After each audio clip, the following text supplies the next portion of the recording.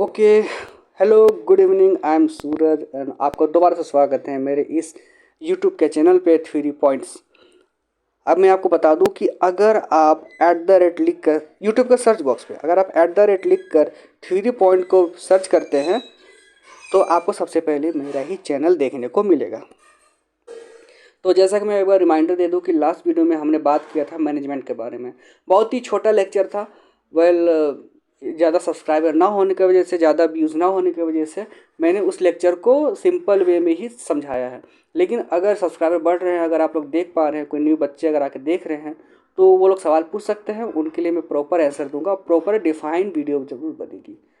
तो चलिए अब आगे डिस्कस करते हैं। लास्ट वीडियो में हमने बात किया था मैनेजमेंट के बारे में, लेकिन इस बार हम लोग बात करने वाले हैं एडवांटेज ऑफ मैनेजमेंट के बारे में। अगर मैं यूपी बोर्ड को बेस मान के चलूँ, देखिए यहाँ पे कोई डिस्क्रिमिनेशन नहीं है कि यूपी बोर्ड और सीबीएसई बोर्ड और आईसीएसई बोर्ड अलग अलग है। बट इन केस मैं यूपी बोर्ड का अगर लेके चलूँ, यूपी बोर्ड के बच्चे अगर कॉमर्स के हैं तो एडवांटेज एक ऐसा टर्म है जिसका मतलब होता है फ़ायदा। इसका मीनिंग होता है फ़ायदा। ठीक है, बहुत ही ईजी है, ज़्यादा टफ है नहीं। तो हम लोग इस यहाँ डिस्कस करने वाले हैं advantage of management.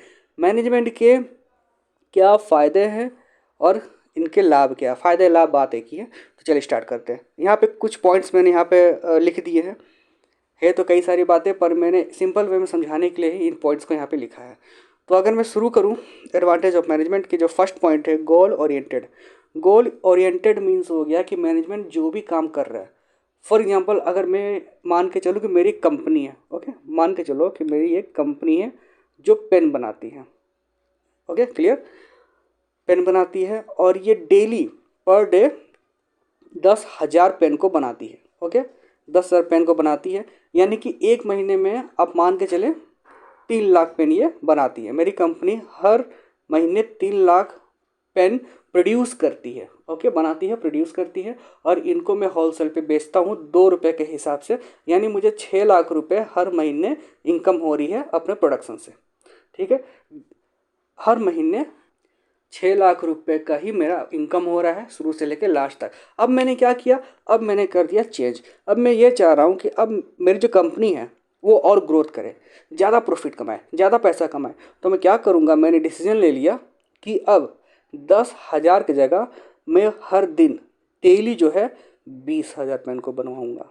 Okay, 20,000 pen को मैं बनवाऊँगा, डबल कर दिया सीधा, यानी कि मेरी जो मंथली इनकम है वो भी डबल हो जाएगी, 12 लाख रुपीज़। अब देखिए मेरा एक डिसीजन, मैंने एक डिसीजन लिया कि मैं 10,000 की जगह 20,000 पेन को प्रोड्यूस करूँगा। इससे मेरी इनकम जो है डबल बढ़ गई। जहाँ 6 लाख महीना आता था वहाँ 12 लाख रुपये महीने आने लगे। पर ये इतना आसान भी नहीं है। देखिए जो मैं कहने जा रहा हूँ उसको ध्यान से समझिएगा।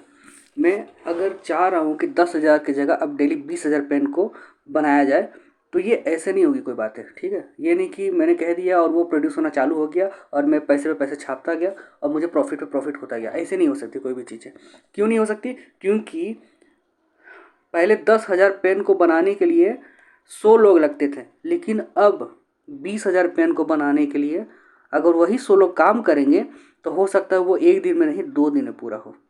तो मुझे क्या करना पड़ेगा, मुझे अपने पॉपुलेशन यानी कि जो काम कर रहे हैं एम्प्लॉय मैनेजर्स, उनकी संख्या को बढ़ानी पड़ेगी। उनकी संख्या भी अगर मैं डबल कर दूं, ठीक है, अब डेली के मैं 20,000 पेन के लिए 200 लोगों को लगा दूं, डबल कर दिया मैंने, प्रोडक्शन भी डबल कर दिया और एम्प्लॉयमेंट को भी डबल कर दिया, एम्प्लॉयज़ को भी मैंने डबल कर दिया, तब मुझे एक दिन में वो 20,000 पेन को बना के देंगे। तो इससे क्या पता चला कि मैंने केवल एक डिसीजन लिया कि मुझे 10,000 की जगह 20,000 पेन लाने हैं।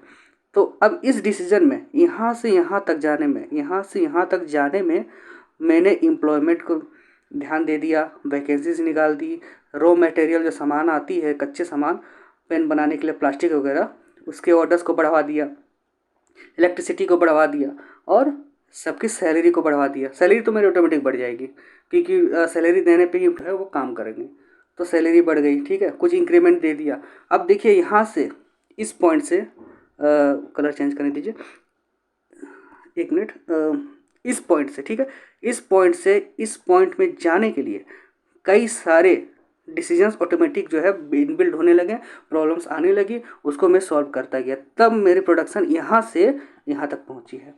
तो ये है गोल ओरिएंटेड मीन्स मैनेजमेंट। अगर मैं चाहता हूँ कि मुझे यहाँ से यहाँ जाना है तो वो तभी हो पाएगा जब प्रॉपर वे एक फ़ॉलो हो, प्रॉपर प्रक्रिया फ़ॉलो हो। और मैंने पहले कहा था कि मैनेजमेंट क्या है, मैनेजमेंट एक तरह का प्रोसेस है, एक तरह की प्रक्रिया है जो आपको अपने गोल तक पहुंचाने में मदद करता है।